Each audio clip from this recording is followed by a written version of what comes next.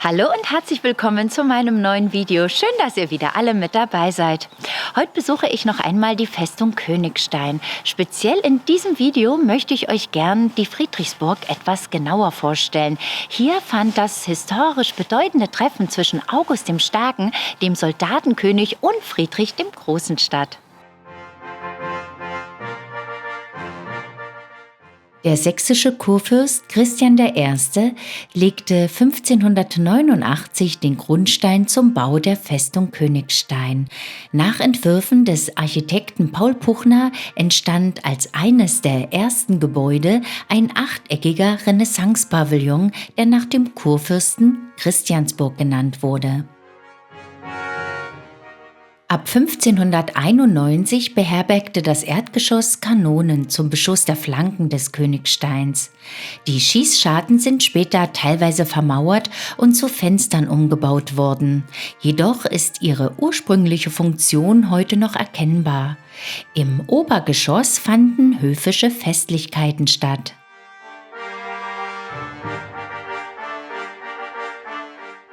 Kurfürst Friedrich August I., genannt der Starke, setzte die Nutzung des Obergeschosses für höfische Festlichkeiten fort und ließ die Christiansburg 1731 barock umgestalten.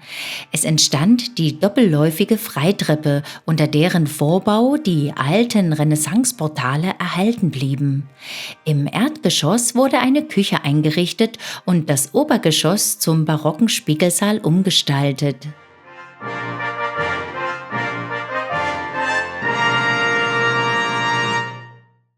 Als Verbindung zwischen beiden Räumen gab es die Maschinentafel, einen Hubtisch, der in der Küche mit Speisen und Getränke gedeckt und auf ein Zeichen durch die sich öffnende Decke nach oben gefahren werden konnte. In den Jahren 1715 bis 1733 war der Generalleutnant Friedrich Wilhelm von Kiew Kommandant der Festung Königstein. Bekannt für seine Gastfreundschaft und seinen geistreichen Humor, fand August der Starke in ihm den richtigen Partner, wenn es um die Organisation von Festlichkeiten und die Unterhaltung der Gäste ging. Zu diesen zählten unter anderem der Soldatenkönig Friedrich Wilhelm I. von Preußen und dessen Sohn Kronprinz Friedrich, der spätere Friedrich der Große, die während ihres Aufenthaltes in Sachsen im Februar 1728 auch den Königstein besuchten. Nach den gemeinsam in der Christiansburg verbrachten Stunden war der Preußenkönig so begeistert von der Maschinentafel, dass er sich die Pläne geben und in seinen Schlössern 2 Hubtische nachbauen ließ.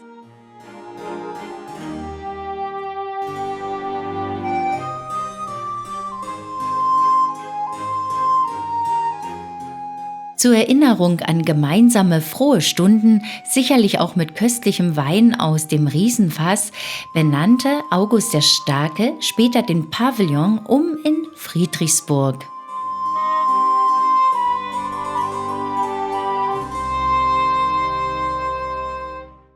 1744 wurde das Gebäude mit der Maschinentafel durch Blitzschlag teilweise zerstört und erst gut 20 Jahre später, allerdings ohne Hubtisch, wieder aufgebaut. Die bekannteste Legende der Festung Königstein geht auf eine wahre Begebenheit zurück. Während eines rauschenden Festes in der Christiansburg im Jahr 1675 trank der Page des Kurfürsten Heinrich von Kronau zu viel Wein. Er wurde müde und suchte einen Platz zum Schlafen. Dabei geriet er im Erdgeschoss an eine Schießscharte, die damals noch bis zum Fußboden reichte, kroch hindurch und legte sich auf dem äußeren Fenstersims schlafen, ohne zu wissen, dass seine Füße über einem 40 Meter tiefen Abgrund hingen. Am nächsten Morgen entdeckten ihn 2 Kanoniere und meldeten dem Kurfürsten die missliche Lage des Pagen. Johann Georg II. Ließ den schlafenden Pagen mit Seilen festbinden, damit er nicht abstürzen konnte, und ihm dann mit Pauken und Trompeten zur Belustigung der Hofgesellschaft wecken. Der Mauervorsprung vor der ehemaligen Schießscharte heißt seitdem das Pagenbett. Gegenüber liegt der Lilienstein und die Ebenheit, auf der 1756 zu Beginn des Siebenjährigen Krieges die sächsische Armee von der preußischen gefangen genommen wurde. 1813 hat Napoleon dort ein befestigtes Heerlager errichten lassen.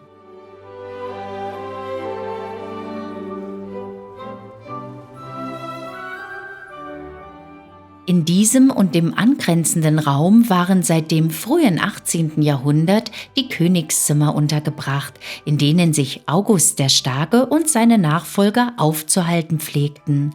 Von hier aus konnten sie direkt hinüber in den Johannissaal gehen. Der ehemalige, heute vermauerte Durchgang dorthin wird von 2 überlebensgroßen gemalten Schweizer Gardisten bewacht. Die 4 Halbfigurenporträts in diesem Raum hingen ursprünglich nebenan im Johannissaal und zeigen sächsische Generäle. Sie waren Teil einer großen Porträtgalerie, mit der der Raum seit dem 17. Jahrhundert geschmückt war, weshalb man ihn auch Heldensaal nannte.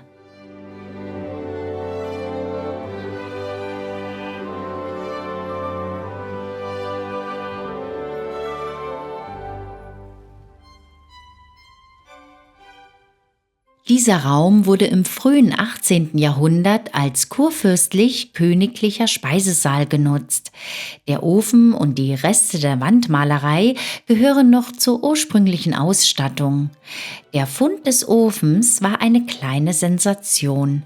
2012 wurden bei Sanierungsarbeiten in der Schüttung unter den Dielen Hunderte von Keramikscherben gefunden.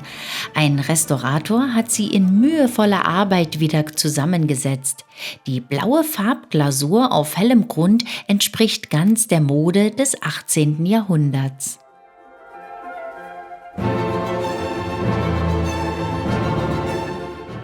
(1725) richtete August der Starke auf dem Königstein ein Fest aus.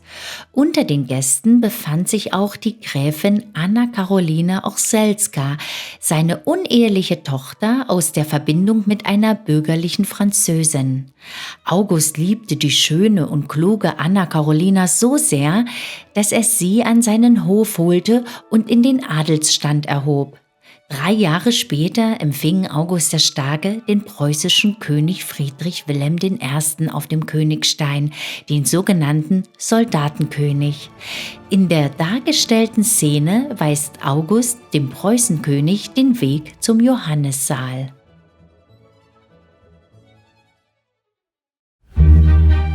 Im 18. Jahrhundert wurde der Königstein wegen seiner Sehenswürdigkeiten und der herrlichen Lage ein immer beliebteres Reiseziel. Mehrere Berichte berühmter Persönlichkeiten und eine vielfältige Druckgrafik zeugen davon. Vor allem adlige und wohlhabende Kaufleute statteten dem Königstein auf ihrer Bildungsreise gern einen Besuch ab. Die Festungstore öffneten sich ihnen aber nur, wenn sie einen Erlaubnisschein des Gouverneurs von Dresden vorweisen konnten.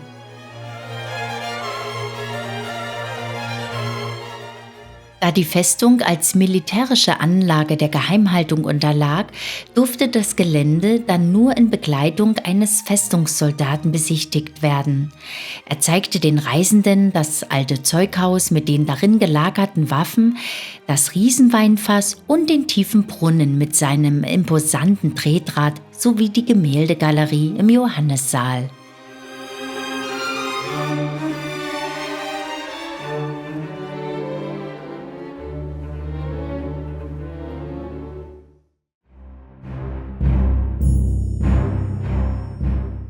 In unruhigen Zeiten diente die Festung seit dem Dreißigjährigen Krieg als sicherer Auslagerungsort, unter anderem für die Dresdner Kunstsammlungen.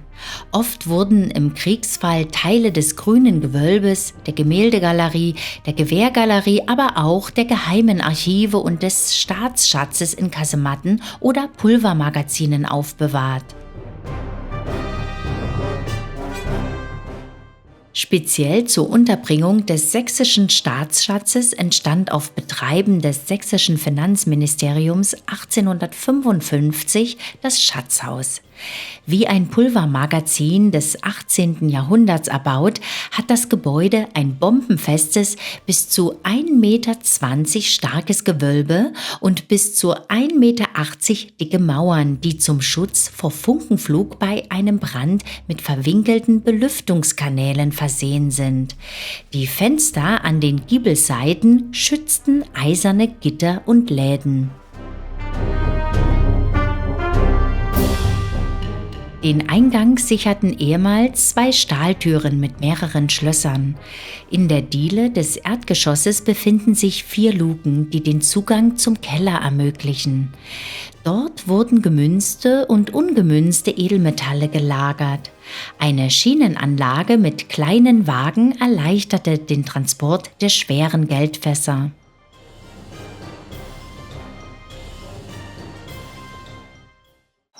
Mit diesem wunderschönen Hintergrund, den Lilienstein, möchte ich mich ganz herzlich von euch verabschieden. Ihr habt nun spannende Eindrücke über die Friedrichsburg erhalten. Hat euch dieses Video gefallen, dann würde ich mich wieder sehr über einen Daumen hoch freuen. Und wollt ihr nie wieder ein wunderschönes Schlösser- und Burgenvideo verpassen, dann abonniert am besten gleich den Kanal. Ich sage dann schon einmal Tschüss und auf Wiedersehen. Bis zum nächsten Mal. Tschüss!